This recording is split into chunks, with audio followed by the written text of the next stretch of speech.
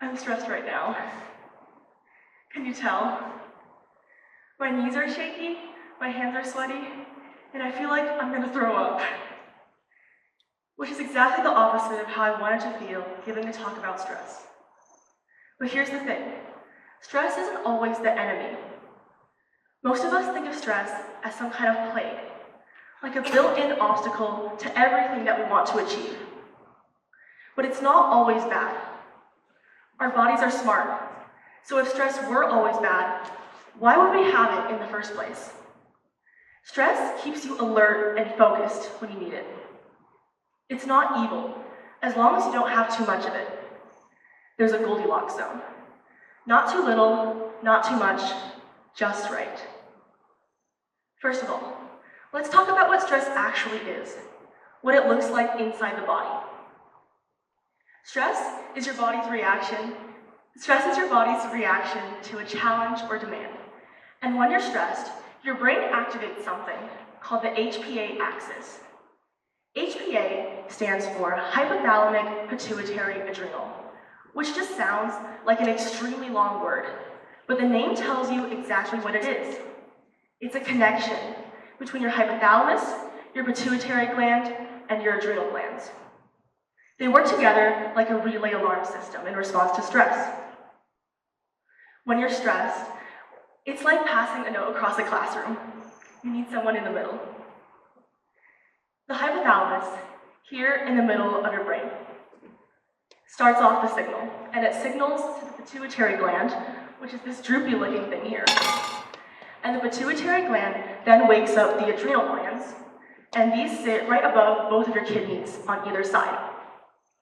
Upon receiving the signal, the adrenal gland will release stress chemicals, hormones, like adrenaline and cortisol. These chemicals will make your heart race, your blood pressure rise, and your pupils dilate. Cortisol, in particular, is what gives you those stress pimples. In addition, these chemicals can also slow down your digestion, which is why you might feel like you have butterflies in your stomach when you're stressed. I have a friend from the volleyball team who notices that every time before a game when she's nervous, she always feels the need to poop. And she calls this the pre-game poop. It's a whole thing. The reason why this happens is that when you feel stressed, one way that your body adapts is by encouraging you to empty your digestive system. So it takes away the energy that you have to expend by digesting your food, so that you can focus on the task at hand, the thing that's making you stressed in the first place. Then, what happens, okay, that's part of the digestive system that it does. But this is in response to, this is a physiological reaction that's part of your evolutionary survival mechanism. Scientists have been studying stress for over a century. In 1908, two psychologists named Yerkes and Dodson ran experiments on mice to determine the relationship between stress and performance. They put the mice through mazes, and they administered mild electric shocks to them to encourage them to run faster. Different experimental groups received different levels of shock. What they found was that with a little stress, the mice actually performed better. They ran faster, and they made fewer mistakes throughout the maze in doing so. However, too much stress, and their performance dropped. This relationship is called the Yerkes-Dodson law. Since this study administers shocks to mice to encourage them to run faster, it would not align with current ethical standards.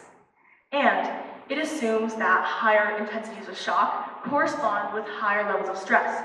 But the scientists didn't use any biological data to support this. However, this study was a product of its time, and since then, countless credible studies have confirmed it in animals and humans alike. Modern research, using ethical and advanced methods, like brain imaging, for example, has confirmed the core concept of the Yerkes-Dodson law. Performance improves with stress up to an optimal point, after which it declines. And this is where the Goldilocks zone of stress comes from. This is where the Goldilocks zone of stress comes from. They tested it in mice, and it's the same for us. However, stress can also be an obstacle for a lot of us. Under stress, your brain focuses more narrowly, which can be useful in immediate danger, but less so in complex, everyday circumstances. And this narrow focus makes challenges seem more daunting than they actually are. And this can lead us to freeze up on stage, for example. And this is especially bad during presentations, timed exams, or any kind of performance in general.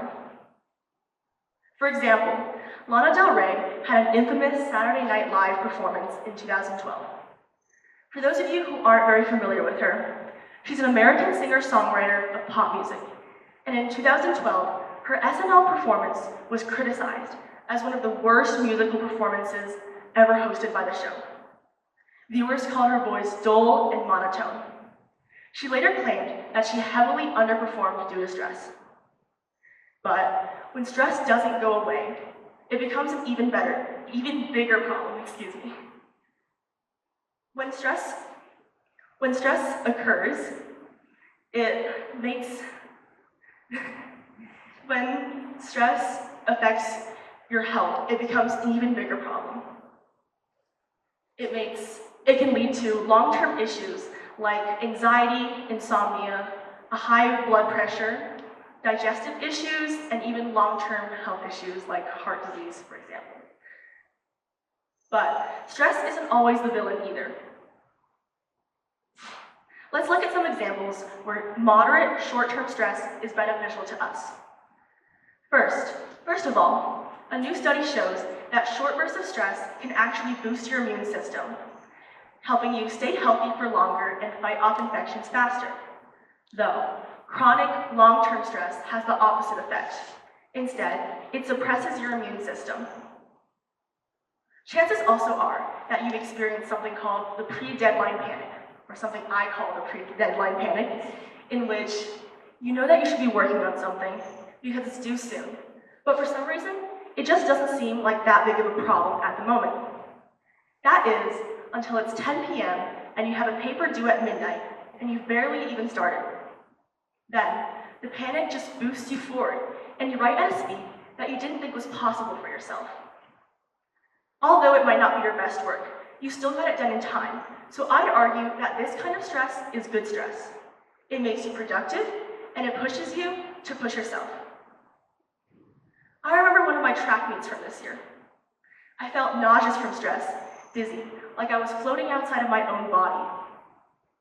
I thought I was going to do terribly, but somehow I set a personal record.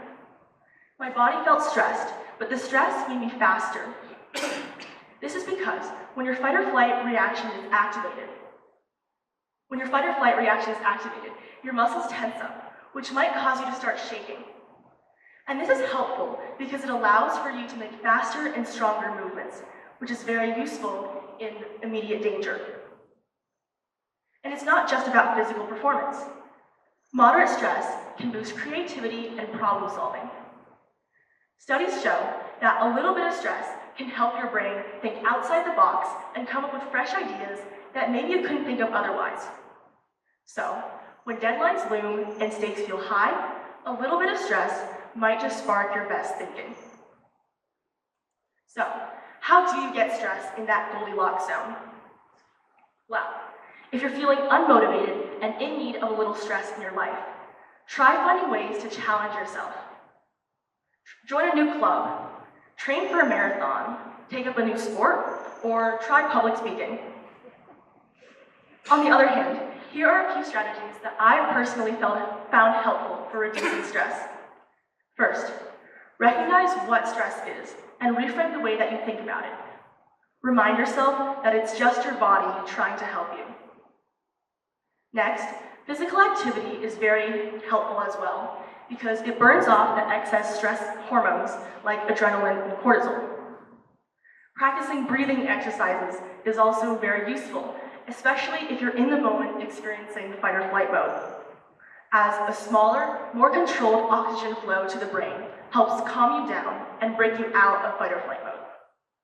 Lastly, one very, very effective way to reduce stress is to just give yourself more time. Stop procrastinating.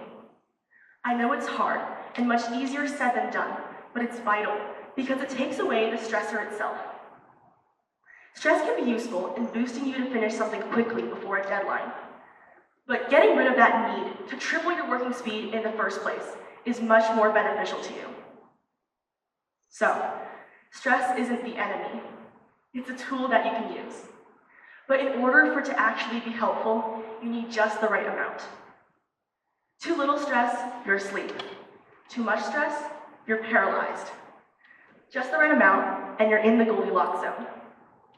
So the next time you feel that pounding in your heart or that twist in your stomach, remind yourself that it's just your body trying to help you. And you can help it too. Thank you so much.